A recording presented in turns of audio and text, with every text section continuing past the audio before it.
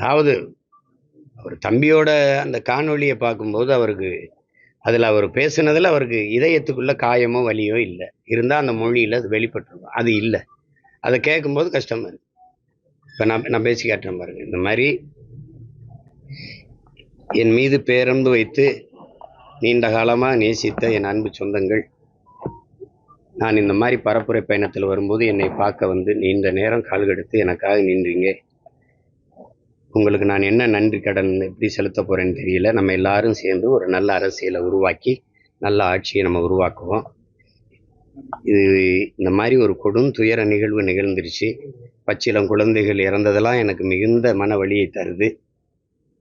அதில் இவ்வளோ பேர் உயிரிழந்திருக்காங்க. அதுக்கு நானும் காரணமாயிட்டேன். இந்த நிகழ்வை பொறுத்த வரைக்கும் தம்பி விஜய் அந்த இடத்துக்கு பரப்புரைக்கு போனதுனால தான் இது நிகழுது. நான் போகலைன்னா அது நிகழாதுல்ல. நான் போனதுனால தான் நிகழுது. அப்போ காரணம் யார்?